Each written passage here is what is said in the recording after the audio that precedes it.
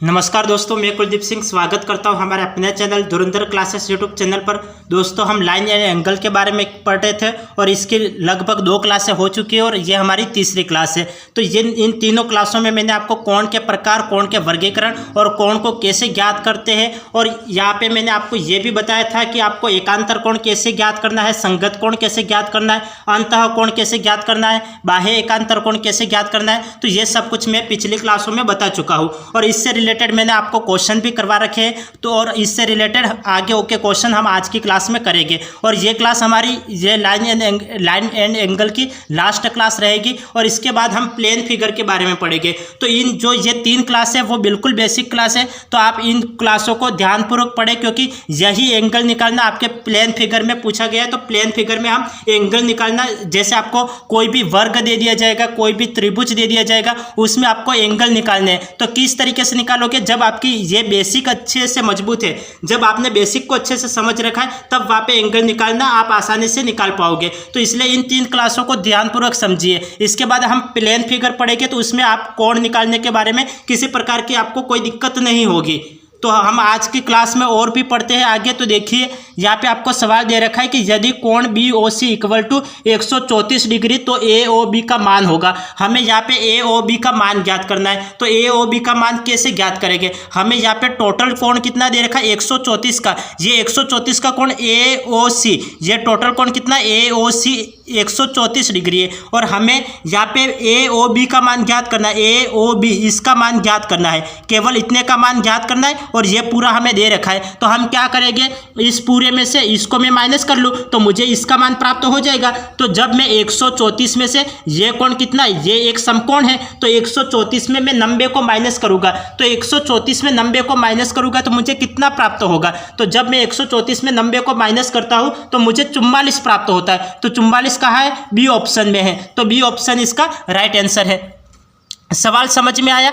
हमें क्या दे रखा था? तो हमें पूरा AOC दे रखा है। AOC टोटल कितना दे रखा है? 134 दे रखा है। हमें क्या पूछा गया है? AOB, इसका मान हमें ज्ञात करना है। इसका मान हमें ज्ञात करना है तो हम क्या करेंगे, पूरे में से इस कोण को माइनस कर लेंगे। तो ये कोण कितना है? तो ये 90 डिग्री का एंगल बन रहा है। ये एक समकोण है, तो समकोण का मान कितना होता है? तो 90 डिग्री होता है। तो 134 में से 90 को माइनस करूँगा, तो 134 में से 90 को माइनस करोगे तो आपको 44 प्राप्त होगा। तो 44 आपको बी ऑप्शन में दे रखा है, तो बी ऑप्शन इसका राइट आंसर है। बी ऑप्शन इसका राइट आंसर है। अब आगे देखिए, यहाँ पे आपको यह सवाल दे रखा है कि आकृति में समांतर रेखा युग्मक की संख्या है। यहाँ पे समांतर रेखा युग्मक की कितनी संख्या है? तो समांतर रेखाएं कितनी है? यहाँ पे एक समांतर, इसके समांतर रेखा ये रही, तो कितने युग्म बन रहे? एक युग्म बन रहा है। तो कौन सा ऑप्शन राइट होगा? ए ऑप्शन इसका राइट आंसर है। ए ऑप्शन इसका राइट आंसर है, क्योंकि यहाँ पे समांतर रेखाओं का युग्म पूछा है। तो इसके समांतर रेखा ये या फिर इसके समांतर रेखा ये, तो यहाँ पे ये टोटल युग्म कितना? एक युग्म बन रहा है। तो एक युग्म बन रहा है, तो कहाँ एक दे रखा है? ए ऑप्शन में दे रखा है। तो ए ऑप्शन इसका राइट आंसर है।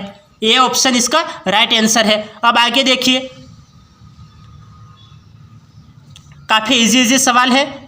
यहाँ पे देखिए, आकृति में दर्शाए गए कोण AOC व कोण BOC है। हमें AOC और BOC है, ये हमें देखना है कि क्या ये, हमें ऑप्शन दे रखा है कि क्या ये एकांतर कोण है, क्या ये शीर्षाभिमुख कोण है, क्या ये आसन्न कोण है, या फिर इनमें से कोई नहीं। तो मैंने पिछली क्लासों में आपको बता रखा है कि एकांतर कोण किसे कहते हैं, शीर्षाभिमुख कोण किसे कहते हैं, आसन्न कोण किसे कहते हैं, संगत कोण किसे कहते हैं, बाह्य एकांतर कोण किसे कहते हैं और अंतः कोण किसे कहते हैं। तो ये सब कुछ मैं पिछली क्लासों में बता चुका हूं। तो यदि आपने पिछली क्लासों को नहीं देखा है तो पहले ध्यानपूर्वक पिछली क्लासों को देखा करें, इसके बाद आगे बढ़े, क्योंकि आपकी नींव ही मजबूत नहीं होगी तब आगे बढ़ के भी क्या करोगे, तो वहाँ पे सवाल समझ में नहीं आएगा। और खैर, यहाँ पे तो समझ भी आ जाए, लेकिन एग्जामिनर में वहाँ पे आपको एग्जाम में 30 क्वेश्चन एक साथ दे दिए जाएंगे तो वहाँ पे आप थोड़ी समझ पाओगे। तो आप अभी से ज़्यादा प्रैक्टिस करें और नींव को मजबूत करें। जब नींव मजबूत होगी तब इमारत मजबूत होगी।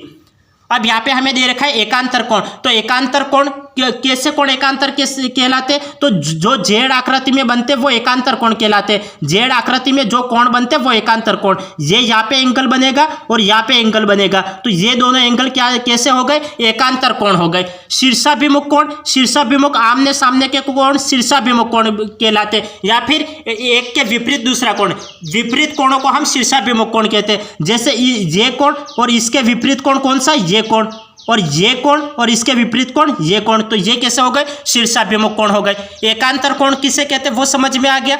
शीर्षाभिमुख कोण किसे कहते हैं ये समझ में आ गया। देखो हमें सवाल एक पूछा है, लेकिन हम चारों ऑप्शन को लेके चल रहे कि आपको एकांतर कोण पूछ लिया जाए तब आप कैसे निकालोगे, शीर्षाभिमुख कोण पूछ लिया जाए तब आप कैसे निकालोगे, और आसन्न कोण पूछ लिया जाए तब आप कैसे निकालोगे। तो एकांतर कोण किसे कहते हैं? तो जो जेड आकृति में जो कोण बनते हैं वो एकांतर कोण कहलाते हैं। तो यहाँ पे एक जेड बना लिया, यहाँ पे कोण और यहाँ पे कोण, तो ये दोनों कोण आपस में कैसे कोण कहलाएंगे? एकांतर कोण कहलाएंगे। और शीर्षाभिमुख कोण किसे कहते हैं? तो शीर्षाभिमुख कोण किसे कहते हैं? तो ये मैं पिछली क्लासों में भी बता चुका हूं कि विपरीत बने कोण शीर्षाभिमुख कोण कहलाते हैं। तो विपरीत बने कोण शीर्षाभिमुख कोण, इसके विपरीत कोण ये कोण और इसके विपरीत कोण ये कोण, तो ये कोण कैसे कोण कहलाते हैं? शीर्षाभिमुख कोण कहलाते हैं।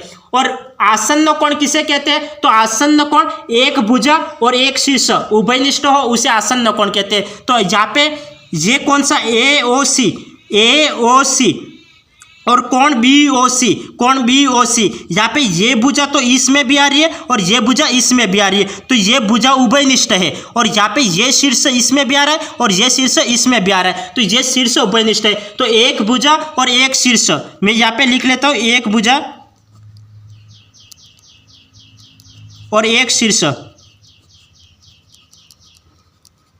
उभयनिष्ठ, एक भुजा और एक शीर्ष उभयनिष्ठ हो उसे हम क्या कहते हैं? आसन्न कोण कहते हैं। तो यहाँ पे क्या दे रखा था? हमें प्रश्न दे रखा था कि आकृति में दर्शाए गए कोण AOC व कोण BOC है कैसे कोण है? तो आसन्न कोण है। इसका राइट आंसर कौन सा होगा? सी ऑप्शन इसका राइट आंसर होगा। सी ऑप्शन इसका राइट आंसर होगा। यदि आपको इस तरह की कोई आकृति दे दी होगी या फिर आपको कोई भी, मैंने आपको एग्जाम्पल पिछली क्लास में मैंने डिटेल में एग्जाम्पल एक बताया था कि मैंने कुछ इस तरीके से एग्जाम्पल बताया था। मैंने इस तरीके से एक चित्र बनाया था और फिर नहीं, इस तरीके से चित्र नहीं बनाया था मैंने, ये दो समांतर रेखा खींची थी और इस तरीके से, और आपको यहाँ पे सारे एंगल मैंने बता रखे थे, सारे एंगल बता रखे थे। इसमें मैंने आपको एकांतर कोण भी बता दिया था, शीर्ष और शीर्षाभिमुख कोण तो मैंने अलग से बताया था, इसमें शीर्षाभिमुख कोण बताया था, और आसन्न कोण की आकृति मैंने इस तरीके से बताई थी। और इसमें मैंने आपको बताया था कि संगत कोण बताया था, एकांतर कोण बताया था, अंतः कोण और अंतः एकांतर कोण बताया था। तो ये आपको समझने के लिए पिछली क्लास को देखना पड़ेगा। यहाँ पे मैं सारा डिटेल में यहाँ पे नहीं बताऊंगा क्योंकि ये सब कुछ मैं पिछली क्लास में बता चुका हूँ, तो एक ही बात मैं बार बार नहीं बताऊंगा। तो आप इसको पिछली क्लासों में जाके देख ले कि एकांतर कोण किसे कहते हैं, शीर्षाभिमुख कोण किसे कहते हैं, आसन्न कोण किसे कहते हैं, बाह्य एकांतर कोण किसे कहते हैं, और एकांतर कोण किसे कहते हैं, और संगत कोण किसे कहते हैं। तो ये सब कुछ मैंने इस तरीके से आकृति बना रखी है और इसमें समझा रखा है, तो सारा डिटेल आपको पिछली क्लास में मिलेगा। और यहाँ पे क्या दे रखा था? आसन्न कोण। तो आसन्न कोण, तो ये एक भुजा और एक शीर्ष उभयनिष्ठ है, तो ये आसन्न कोण। इस तरह की आकृति दे दी हो जाएगी तो ये एकांतर कोण हो जाएगा, और इस तरीके की आकृति होगी तो वो शीर्षाभिमुख कोण होगा। आमने सामने का कोण शीर्षाभिमुख कोण, जैसे इसके सामने कोण ये कोण और इसके सामने कोण ये कोण, तो ये शीर्षाभिमुख कोण हो गया। संगत कोण, ये ऊपर ऊपर के कोण, ये ऊपर ऊपर का कोण, ये नीचे नीचे का कोण, और ये नीचे नीचे का कोण, ये कैसे कोण हो गए? तो संगत कोण हो गए। अब आगे देखिए,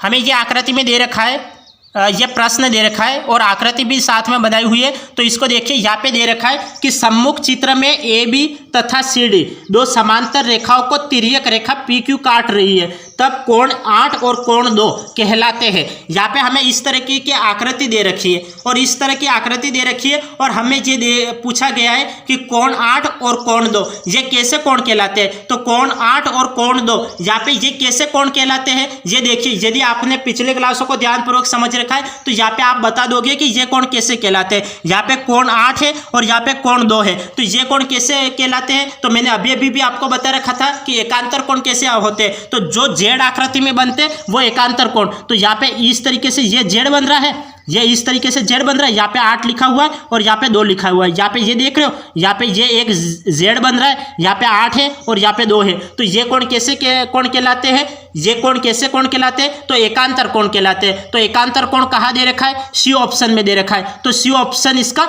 राइट आंसर है, सी ऑप्शन इसका राइट आंसर है। सवाल समझ में आ गया, सी ऑप्शन इसका राइट आंसर है। अब हम सारे कोण देख लेते हैं। देखो यहाँ पे इस तरह की आकृति में हमने पिछली क्लास में भी बता रखा था, यहाँ पे आकृति बना रखी है, तो मैं इसमें भी आपको बता देता हूँ। यहाँ पे संगत कोण, यहाँ पे तो एकांतर कोण दे रखे हैं 8 और 2 एकांतर कोण। यदि संगत कोण पूछा होता तो संगत कोण यहाँ पे कौन कौन से है, यदि संगत कोण पूछा होता तो संगत कोण यहाँ पे कौन कौन से, तो ये देखिए यहाँ पे ये ऊपर का कोण और यहाँ पे ये ऊपर का कोण और एक ही तरफ के होने चाहिए। 6 और 2 ये कैसे कोण है, तो संगत का कोण है। तो कोण 6 और कोण 2 ये संगत कोण, मतलब ये दोनों बराबर है। ठीक इसी तरीके से कोण 7 और कोण 3 ये दोनों बराबर है, कोण 7 और कोण 3 ये कैसे संगत कोण है। फिर इसके बाद नीचे नीचे कोण के कोण देखो, कोण 5 और कोण 1 ये संगत कोण, कोण 5 और कोण 1 ये बराबर हो गए। अब आगे देखिए कोण 8 और कोण 4 ये कैसे कोण है, तो कोण 8 और कोण 4 ये संगत कोण है। तो कोण 8 और कोण 4, तो कोण 8 और कोण 4 ये संगत कोण है, इक्वल में ये इक्वल कर लेना, इक्वल। कोण 8 और कोण 4 ये संगत कोण हो गए। शीर्षाभिमुख कोण, कोण 5 और कोण 7 ये शीर्षाभिमुख कोण और कोण 8 और कोण 6 ये शीर्षाभिमुख कोण। इसी तरीके से कोण 2 और कोण 4 ये शीर्षाभिमुख कोण और कोण 1 और कोण 3 ये शीर्षाभिमुख कोण। एकांतर कोण कौन से है, तो जो जेड आकृति में बनते हैं वो एकांतर कोण। कोण 8 और कोण 2 ये एकांतर कोण हो गए। ठीक इसी तरीके से ये उल्टा जेड बन रहा है, तो यहाँ पे कोण 5 और कोण 3 ये कैसे कोण कहलाते हैं, एकांतर कोण कहलाते हैं। ये कैसे कोण कहलाते हैं, एकांतर कोण कहलाते हैं। इसी तरीके से आप यहाँ पे देखिए, ये तो हो गए, मैंने एकांतर कोण आपको बता दिया। इसी तरीके से बाह्य एकांतर कोण की बात करें तो यहाँ पे 6 और यहाँ पे 4 ये बाह्य एकांतर हो गया। इसी तरीके से ठीक इसका देखो, यहाँ पे कोण 7 और कोण 1 ये कैसे हो गए, कोण 7 और कोण 1 ये कैसे हो गए, बाह्य एकांतर कोण हो गए। समझ में आ गया। अब आगे चलते, आगे देखते। देखिए यहाँ पे हमें दे रखा है कि सम्मुख चित्र में, यहाँ पे हमें क्या दे रखा है कि सम्मुख चित्र में रेखाएं ए बी समानांतर है ई एफ, ए बी समांतर है ई एफ, तब कोण y का मान होगा। यहाँ पे कोण y का मान ज्ञात करना है। तो कोण y का मान हम कैसे ज्ञात करेंगे, कोण y का मान हमें ज्ञात करना है। तो कोण y का मान कैसे ज्ञात करेंगे, यहाँ पे कोण y, यहाँ पे इसका मान हमें ज्ञात करना है। ये कोण हमें दे रखा है, ये कोण भी हमें दे रखा है और इस कोण का मान हमें ज्ञात करना है। तो इस कोण का मान ज्ञात करने के लिए हम क्या करेंगे, तो यहाँ पे ये एक आकृति बन रही है, तो इस आकृति का मान 180 होता है और इस आकृति का मान 180 होता है। इस आकृति का मान, इस ये ऊपर की जो आकृति होती है उसका मान कितना होता है, 180 होता है। तो ये पूरा कितना होता है, ये 180 होता है। तो यहाँ पे ये टोटल मिलकर कितना होता है, 360 होता है। तो ये 180 होता है, तो ये 125 हमें दे रखा है, तो इसका माप हम निकाल लेंगे। तो 180 में से 125 माइनस करेंगे तो मुझे ये कोण प्राप्त हो जाएगा। तो मैं 180 में से 125 माइनस करता हूँ। जब 180 में से 125 माइनस करोगे तो आपको कितना प्राप्त हो जाएगा, 55 प्राप्त होगा। कितना प्राप्त होगा, 55 प्राप्त होगा। ठीक इसी तरीके से इस नीचे वाली आकृति का मान कितना होता है, 180 होता है। जब मैं 180 में से 141 को माइनस करूंगा तो मुझे ये कोण प्राप्त हो जाएगा, ये कोण प्राप्त हो जाएगा। तो मैं 180 में से 141 को माइनस करता हूँ। जब मैं 180 में से 141 को माइनस करता हूँ तो ये मुझे कितना प्राप्त हो जाएगा, 180 माइनस 141, तो ये मुझे प्राप्त हो जाएगा 39 प्राप्त होगा। कितना प्राप्त होगा, 39 प्राप्त होगा। अब ये 39 प्राप्त हो गया। अब एक बिंदु के चारों ओर बनने वाले कोणों का योग कितना होता है, 360 होता है। ये मैं फर्स्ट क्लास में आपको बता चुका हूँ कि एक बिंदु के चारों ओर बनने वाले कोणों का योग कितना होता है, 360 होता है। तो 360 होता है, ये टोटल कितना होता है, 360। तो मैं 360 में से इन दोनों को जोड़ के माइनस करूंगा तो मुझे ये कोण प्राप्त हो जाएगा। तो 360 में से इन दोनों को जोड़ के माइनस करो तो ये टोटल कितना होता है, 55 और 39। 55 और 39 जोड़ोगे तो आपको कितना प्राप्त होगा, 55 और 39, ये 94 होता है। 94 360 में से 94 माइनस करो, 360 माइनस 94 मैं 360 माइनस 94, मैं 360 में से 94 माइनस करूँगा, 360 माइनस 94 266 होता है। तो 266 कहाँ दे रखा है? डी ऑप्शन में दे रखा है। तो डी ऑप्शन इसका राइट आंसर है। सवाल समझ में आ गया किस तरीके से हमने किया? सवाल यदि आपको समझ में नहीं आता है तो ध्यानपूर्वक अभी समझा करें, फिर भी नहीं समझ में आता है क्लास को रिपीट करके देख लेना, ज़्यादा से ज़्यादा प्रैक्टिस कर लेना, लेकिन एग्जाम में आपको एक भी सवाल गलत नहीं करना है, इस बात का ध्यान रखना। यदि किसी स्टूडेंट्स को नहीं समझ में आया हो तो एक बार वापस देख लीजिए। हमें सवाल क्या पूछा गया था? हमें सवाल दिया हुआ था कि सम्मुख चित्र में रेखाएं ए बी समांतर है EF, तो ए बी समांतर है EF और कोण Y का मान ज्ञात कीजिए। हमें इस कोण का मान ज्ञात करना था, ये कोण और ये कोण हमें दे रखा था। हम कैसे ज्ञात करेंगे? तो ये टोटल कितना होता है? ये टोटल देखो यहाँ पे एक बिंदु के चारों ओर बनने वाले कोणों का योग कितना होता है? 360 होता है। तो यहाँ पे 360 डिग्री का एंगल बनेगा चारों ओर। तो यहाँ पे ये अंदर ये 180 का बनेगा और ये 180 का बनेगा। तो ये ऊपर वाला 180, तो 180 में से 125 माइनस करूंगा तो मुझे ये प्राप्त हो जाएगा। तो 180 में से 125 को माइनस किया तो मुझे 55 प्राप्त हो गया। अब नीचे वाले कोण, यहाँ पे नीचे एंगल कितने का बनेगा? 180 का एंगल बनेगा। तो हम क्या करेंगे? यहाँ पे ये कोण आपको दे रखा है तो 180 में से 141 माइनस कर लेंगे। जब 180 में से 141 को माइनस किया तो मुझे ये कोण प्राप्त हो गया। अब एक बिंदु के चारों ओर बनने वाले कोणों का योग 360 होता है। तो 360 में से इन दोनों को माइनस करो, तो इन दोनों को माइनस करोगे तो मुझे कितना प्राप्त हो जाएगा? 266 प्राप्त हो जाएगा। तो 266 आपको किस ऑप्शन में दे रखा है? डी ऑप्शन में दे रखा है। डी ऑप्शन आपका राइट आंसर है। समझ में आ गया? अब आगे देखते हैं। यहां पे हमें सवाल दे रखा है कि चित्र में बनी रेखाएं है, चित्र में बनी रेखा है। या मैं चित्र तो शायद मैं बनाना भूल गया, 2 मिनट वेट कीजिए, मैं चित्र बना लेता हूं।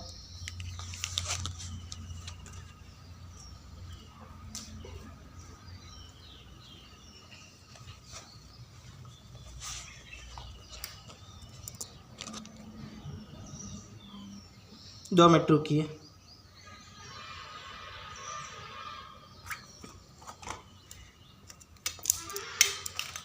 आपको सवाल में ये दे रखा है, ये इस तरीके से एक आकृति दे रखी है। ये इस तरीके से कोई भी एक आकृति दे रखी है, ये समझ लो। यहाँ पे 2 मिनट, यहाँ पे चित्र में बनी रेखा है, चित्र में बनी रेखा है, ये हमें पूछा गया है। तो हम इस यहाँ पे ये एक चित्र दे रखा है, ये आपको समझना है। सपोज करो कि आपको एक चित्र दे रखा है, ये आप सपोज करो कि ये आपको एक चित्र दे रखा है और यहाँ पे ये दे रखा है कि चित्र में बनी रेखा है। तो ये रेखाएं कैसी है ये हमें देखना है। समांतर रेखा है, लंबवत रेखा है, प्रतिच्छेदी रेखा है, या फिर इनमें से कोई नहीं। ये हमें 2 रेखाएं दे रखी है, वो 2 रेखाएं समांतर रेखाएं हैं या फिर लंबवत रेखा है या फिर ये प्रतिच्छेदी रेखा है। तो हमें ये ज्ञात करना है। तो हम कैसे ज्ञात करेंगे? तो ये 2 रेखा, ये रेखा है वो इस रेखा को काट रही है, तो काटने वाली रेखा को हम क्या कहते हैं? प्रतिच्छेदी कहते हैं। काटने वाली रेखा को हम क्या कहते हैं? प्रतिच्छेदी कहते हैं। तो कौन सा ऑप्शन राइट होगा? सी ऑप्शन इसका राइट आंसर होगा। सी ऑप्शन इसका राइट आंसर होगा। सवाल समझ में आया? हमें क्या दे रखा था? हमें चित्र में ये रेखा इस रेखा को काट रही है, तो काटने वाली रेखा को हम प्रतिच्छेदी रेखा कहते हैं। तो प्रतिच्छेदी सी ऑप्शन में दे रखा है, तो सी ऑप्शन इसका राइट आंसर है। यदि आपको दे रखा होता चित्र में इस तरीके से 2 रेखाएं दे रखी होती, तो इस तरीके से 2 रेखाएं दे रखी होती, तो ये रेखा क्या है? समांतर रेखा है। तो समांतर रेखा है तो ये समांतर ऑप्शन राइट होता।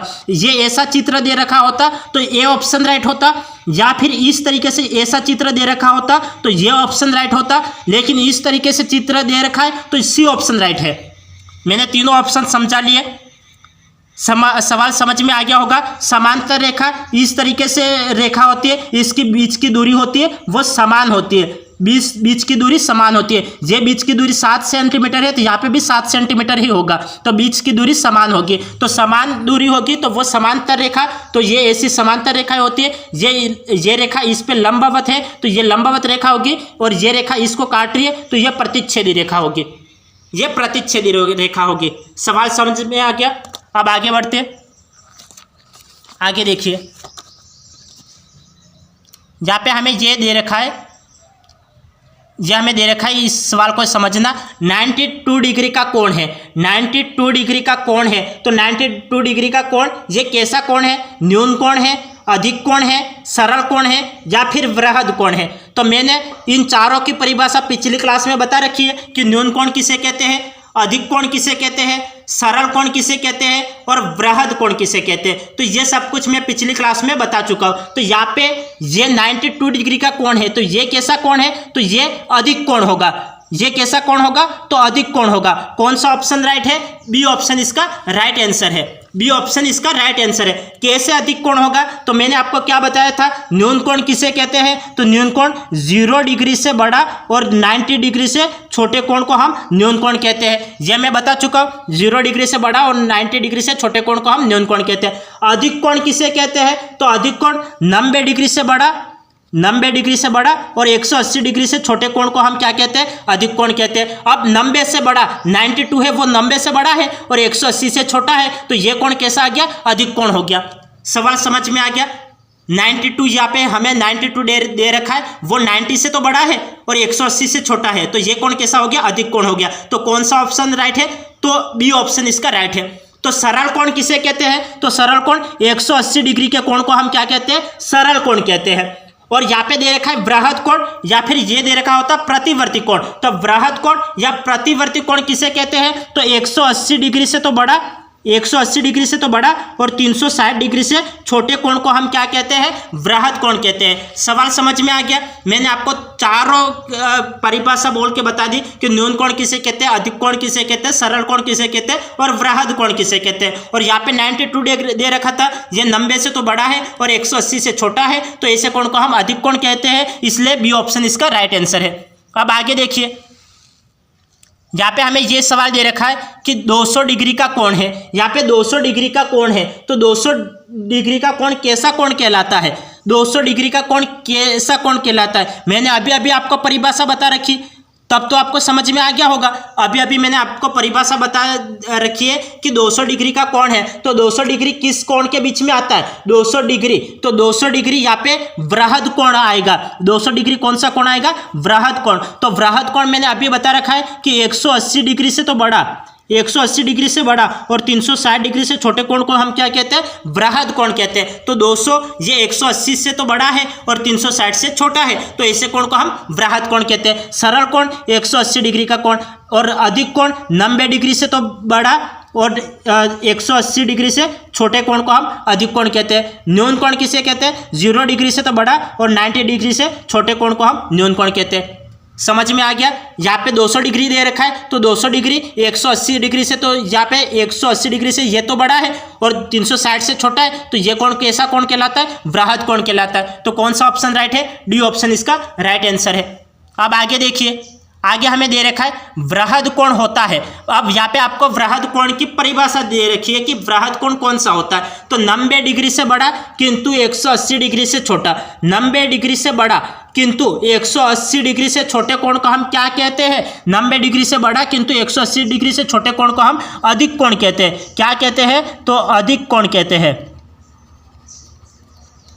अधिक कोण कहते हैं। 180 डिग्री से बड़ा किंतु 270 डिग्री से छोटा, 180 डिग्री से बड़ा किंतु 270 डिग्री से छोटे कोण को हम वृहद कोण कहते हैं। तो वृहद कोण कहते हैं, ये तो राइट है, लेकिन इससे बेहतर ऑप्शन कौन सा होगा? यहाँ पे दे रखा है 180 डिग्री से बड़ा किंतु 360 डिग्री से छोटा। यदि आपको एग्जाम्पल दे रखा होता, जैसे 200 डिग्री का दे रखा होता, 260 डिग्री का दे रखा होता या फिर 230 डिग्री का दे रखा, ऐसे 200 का, 210 का दे रखा होता, 230 का दे रखा होता, 260 का दे रखा होगा, इस तरीके से एग्जाम्पल दे रखे होते, तो कौन सा ऑप्शन राइट होता? वृहद कोण राइट ऑप्शन होता। लेकिन हमें तो यहाँ पे करेक्ट परिभाषा बतानी है, तो करेक्ट परिभाषा कौन सी होगी? 180 डिग्री से बड़ा किंतु 360 डिग्री से छोटे कोण को हम वृहद कोण कहते हैं। कौन सा ऑप्शन राइट है? सी ऑप्शन इसका राइट ऑप्शन है। यहाँ पे ये राइट नहीं होगा, क्योंकि 360, देखो यदि दे रखा होता है जैसे यहाँ पे 300 डिग्री का कोण, तो 300 डिग्री का कोण किस में आता है? अधिक कोण में आता है या वृहद कोण में आता है? तो 300 डिग्री का कोण तो वृहद कोण में आता है। तो वृहद कोण तो कौन सी परिभाषा राइट होगी? सी करेक्ट परिभाषा तो ये है। ये तो क्या है कि इतने यहाँ पे ये अगर एग्जाम्पल दिए होते तब हम यहाँ पे ये ऑप्शन राइट करते हैं वृहद कोण के, लेकिन यहाँ पे एग्जाम्पल ना देख के आपको परिभाषा पूछी हुई है तो आपको करेक्ट परिभाषा बतानी है। 180 डिग्री से बड़ा किंतु 360 डिग्री से छोटे कोण को हम वृहद कोण कहते हैं। अब आगे बढ़ते हैं, आगे देखिए।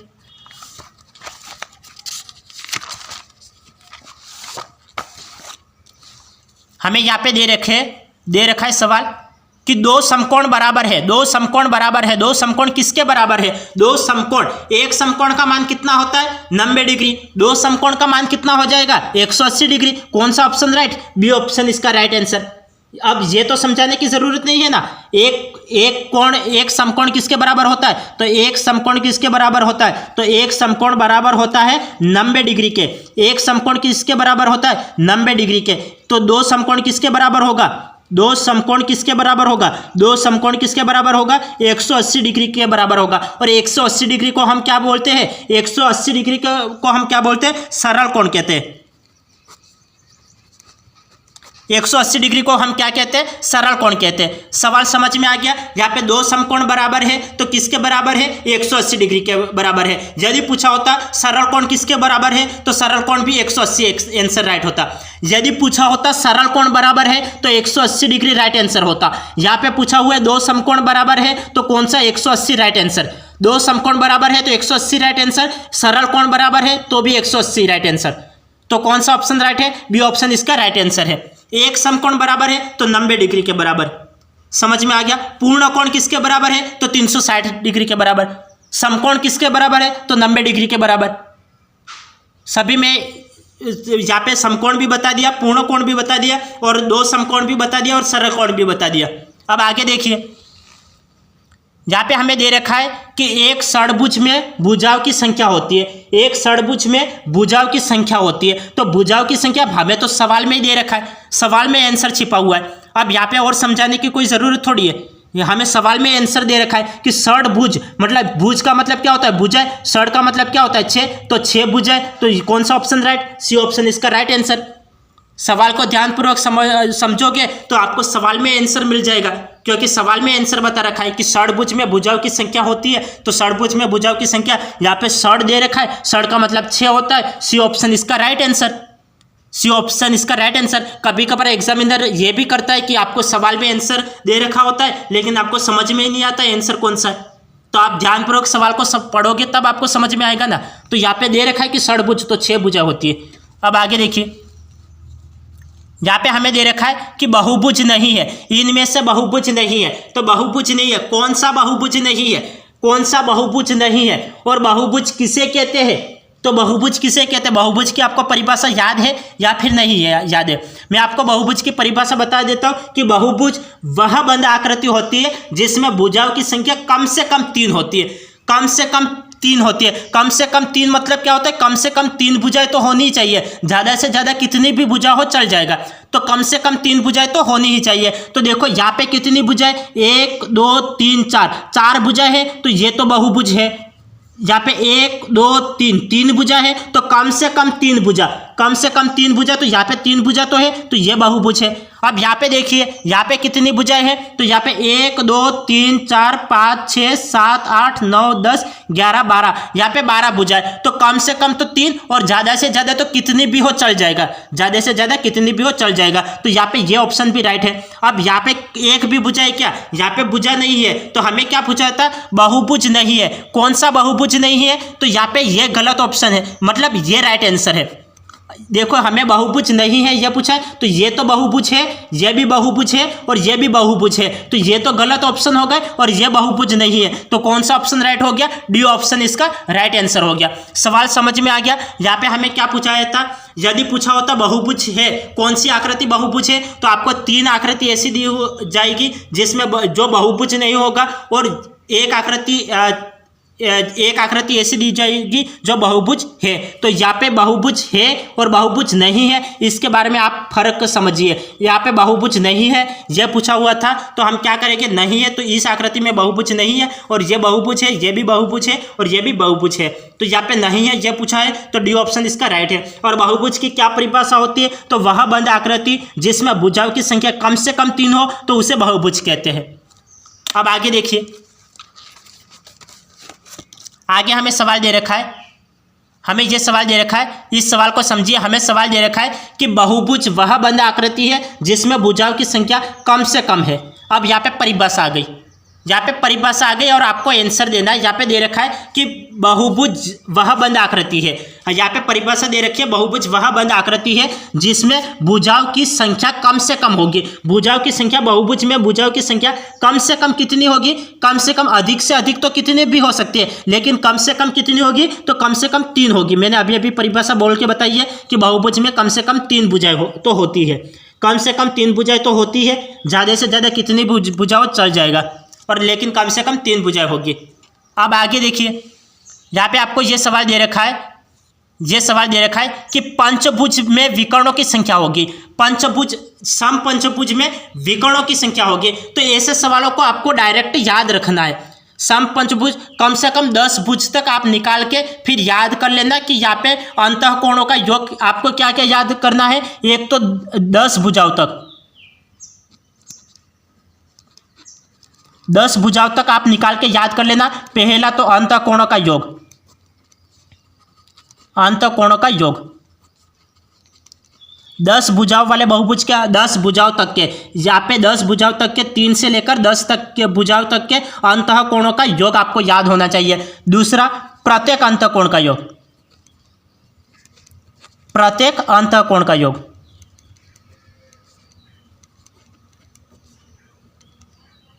यह आपको याद होना चाहिए। और तीसरा है विकर्णों की संख्या,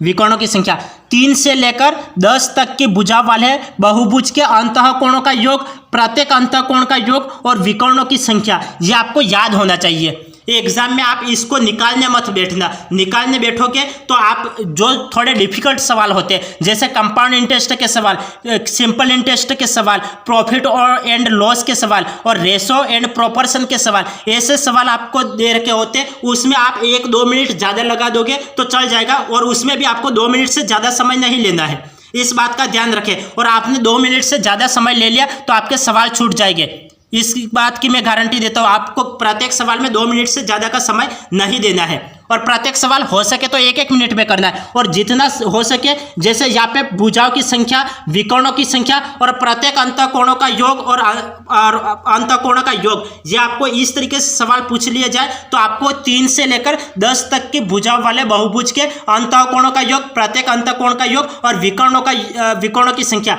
ये आपको याद होनी चाहिए। और कैसे निकालते तो वो मैं पिछली क्लास में आपको फॉर्मूले बता चुका कि अंतःकोणों का योग निकालने का क्या सूत्र होता है, प्रत्येक अंतःकोण का योग निकालने की क्या सूत्र होता है, और विकर्णों की संख्या ज्ञात करने का क्या सूत्र होता है। तो ये मैं पिछली क्लासों में बता चुका। और यहाँ पे अंतःकोणों का योग आपको ज्ञात करना है, तो अंतःकोणों का योग ज्ञात करने का सूत्र मैंने बताया था कि n-2 × 180, ये अंतःकोणों का योग ज्ञात करने का सूत्र होता है। प्रत्येक अंतःकोणों का योग ज्ञात करने का क्या सूत्र होता है, तो n-2 × 180/n, ये प्रत्येक अंतःकोणों का योग ज्ञात करने का फॉर्मूला होता है। और विकर्णों की संख्या ज्ञात करने का फॉर्मूला n-3/2, ये विकर्णों की संख्या ज्ञात करने का सूत्र होता है। तो ये तीनों फॉर्मूले आपको याद होने चाहिए, तीनों फॉर्मूले आपको याद होने चाहिए। और 10 तक की भुजा, 3 से लेकर 10 तक की भुजाओं के बहुभुज, 10 तक की भुजाओं वाले बहुभुजों के अंतःकोणों का योग, विकर्णों का योग और उनके अंतःकोणों, प्रत्येक अंतःकोणों का अंतःकोणों की संख्या, प्रत्येक अंतःकोणों की योग, प्रत्येक अंतःकोणों की योग, हाँ यही बोलते हैं ना, प्रत्येक अंतःकोणों की संख्या, हाँ ये जो भी बोलो लेकिन आप उसको याद होना चाहिए। अब यहाँ पे हम सवाल पे आते, सवाल हमें क्या पूछा था, यहाँ पे सम पंचभुज में विकर्णों की संख्या होगी। सम पंचभुज में विकर्णों की संख्या क्या होगी? तो सम पंचभुज में विकर्णों की संख्या 5 होगी। कैसे 5 होगी? हमें विकर्णों की संख्या पूछी हुई है, तो यहाँ पे सम पंचभुज, यहाँ पे 5 रखो और यहाँ पे भी 5 रखो। 5 में से 3 गए तो 2 बचेगा, 2 से 2 कैंसिल और यहाँ पे 5 रहेगा। तो यहाँ पे कौन सा ऑप्शन राइट? बी ऑप्शन इसका राइट आंसर। यहाँ पे पूछा हुआ था सम पंचभुज में विकर्णों की संख्या होगी, तो आपको डायरेक्ट याद होना चाहिए कि सम पंचभुज में विकर्णों की संख्या 5 होती है। नहीं याद है तो निकालते आना चाहिए। पंचभुज मतलब 5 भुज है, यहाँ पे 5 में से 3 के 2, 2 से 2 cancel, 5 right answer. B option इसका राइट आंसर। अब आगे देखिए, यहाँ पे हमें दे रखा है सम षडभुज में कुल विकर्णों की संख्या होती है। सम षडभुज में कुल विकर्णों की संख्या होती है। षडभुज में विकर्णों की संख्या कितनी होती है? 9 होती है। 9 होती है। षडभुज में विकर्णों की संख्या कितनी होती है? तो 9 होती है। कैसे निकालेंगे? ये आपको याद होना चाहिए कि षडभुज में विकर्णों की संख्या 9 होती है। नहीं याद है तो निकालना सीखो। षडभुज 6 भुज है, तो 6 में से 3 गए तो 3/2, 2 तिया 6 और 3 तिया 9, तो 9 डी ऑप्शन इसका राइट आंसर। डी ऑप्शन इसका राइट आंसर। सवाल समझ में आ गया? हमें क्या दे रखा था? सम षडभुज में कुल विकर्णों की संख्या ज्ञात करनी थी, तो सम षडभुज में विकर्णों की संख्या 9 होती है। नहीं याद है तो निकालना सीखो। कैसे? 6 भुजाएं हैं तो 6 इंटू 6 में से 3 गए तो 3, यहाँ पे 2 से ये कैंसिल आउट 3 बार, 3 तिया 9, 9 इसका राइट आंसर। कौन सा ऑप्शन राइट है? डी ऑप्शन इसका राइट आंसर है। अब आगे देखिए, यहाँ पे हमें दे रखा है, यहाँ पे हमें दे रखा है कि सम पंचभुज के प्रत्येक अंतःकोण का मान है। सम पंचभुज के प्रत्येक अंतःकोण का मान है, तो प्रत्येक अंतःकोण का मान कितना होगा? सम षडभुज के प्रत्येक अंतःकोण का मान कितना होगा? तो प्रत्येक अंतःकोण का मान ज्ञात करने के लिए मैंने आपको कल की क्लास में फॉर्मूला बताया था, और मैंने आपको बताया कि आपको 10 तक के भुजाओं के विकर्णों की संख्या, प्रत्येक अंतःकोण का मान और आपको इसका योग, अंतःकोणों का योग याद होना चाहिए। तो पंचभुज में प्रत्येक अंतःकोण का मान कितना होता है? तो ये इसका आंसर राइट होगा। बी ऑप्शन इसका राइट होगा। 108 कैसे निकालोगे? n-2 इंटू 180/n, इस फॉर्मूले से आप निकालोगे। पंचभुज 5 भुजा है, तो 5 में से 2 गए कितना बचेगा? 3 बचेगा, इंटू 180/, यहाँ पे कितना आएगा? 5 आ जाएगा। 5 से इसको कैंसिल आउट करोगे तो ये कितना बार जाएगा? 5 तिया 15, 5 तिया 15 और 3 बचा, 6 5 30, और 36 में 3 का गुणा करोगे तो कितना प्राप्त होगा?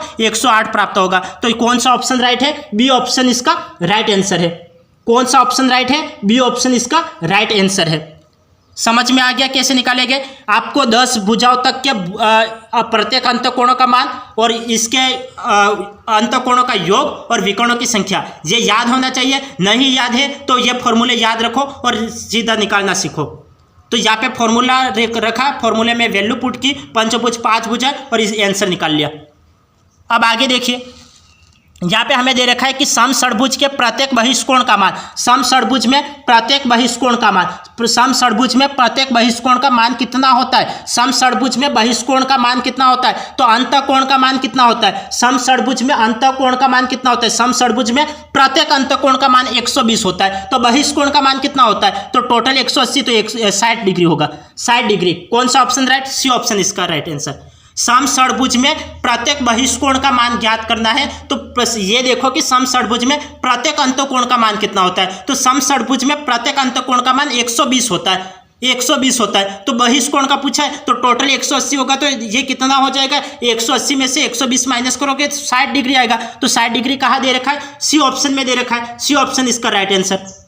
अब यहाँ पे मैं प्रत्येक में फॉर्मूले लिख के आपको यहाँ पे निकालना नहीं बताऊंगा, मैंने फॉर्मूले बता दिए, अब निकालना खुद सीख जाइए। आगे देखिए, यहाँ पे हमें दे रखा है इसमें से समबाहुभुज नहीं है। यहाँ पे समबाहुभुज नहीं है, यह हमें पूछा है। तो क्या समबाहु त्रिभुज समबाहुभुज होता है क्या? क्या समबाहु त्रिभुज समबाहुभुज होता है क्या? हाँ, समबाहु त्रिभुज समबाहुभुज होता है। अब यहाँ पे वर्ग समबाहुभुज होता है। हाँ, वर्ग भी समबाहुभुज होता है। सम चतुर्भुज समबाहुभुज होता है। क्या सम चतुर्भुज समबाहुभुज होगा क्या? कॉमन सेंस की बात है कि सम चतुर्भुज समबाहुभुज कभी नहीं होता है। तो ये कौन सा? ये ऑप्शन राइट है। अब ये तो गलत होता है, क्योंकि ये तो होता है, ये भी होता है, सम पंचभुज भी समबाहुभुज होता है, तो ये भी गलत ऑप्शन हो गया। ये राइट आंसर है, ये समबाहुभुज नहीं होता है। ये समचतुर्भुज कभी भी समबाहुभुज नहीं होगा। तो कौन सा ऑप्शन राइट है? ये ऑप्शन इसका राइट है, क्योंकि समबाहु त्रिभुज तो समबाहुभुज होता है, वर्ग भी समबाहुभुज होता है, समपंचभुज भी समबाहुभुज होता है, लेकिन समचतुर्भुज कभी समबाहुभुज नहीं होता है। तो कौन सा ऑप्शन राइट है? सी ऑप्शन इसका राइट है। तो ये तो गलत हो गया, ये भी गलत हो गया और ये भी गलत हो गया। कौन सा ऑप्शन राइट है? ये इसका राइट है। यदि पूछा होता कि निम्न में से समबाहुभुज कौन कौन से हैं, तो समबाहुभुज कौन कौन से हैं? तो समबाहु त्रिभुज भी समबाहुभुज है, वर्ग भी समबाहुभुज है और समपंचभुज भी समबाहुभुज है। अब आगे देखिए,